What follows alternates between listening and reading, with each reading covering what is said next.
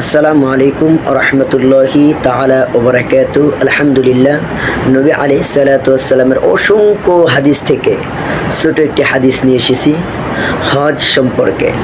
আল্লাহর নবী সাল্লাল্লাহু আলাইহি ওয়াসাল্লাম বলেন, আল হাজ্জুল মাবরুরু লাইসা লাহু জাযাউন ইলাল জান্নাহ।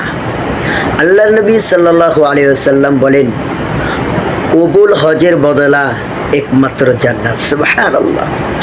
কোনো ব্যক্তির আল্লাহ সুবহানাহু তাআলার কোনো বান্দার হজ যদি আল্লাহ কবুল করে নেন, তার পরিবর্তে ওই বান্দাকে জান্নাত দান করবে। সুবহানাল্লাহ।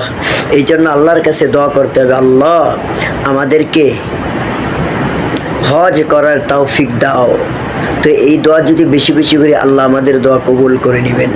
আল্লাহ সুবহানাহু ওয়া তাআলা আমাদের সকলকে হজে বাইতুল্লাহ জিয়ারত করার, মদিনাতুল মুনাওয়ারা জিয়ারত করার তৌফিক দান করুন। আমরা বলি আমিন।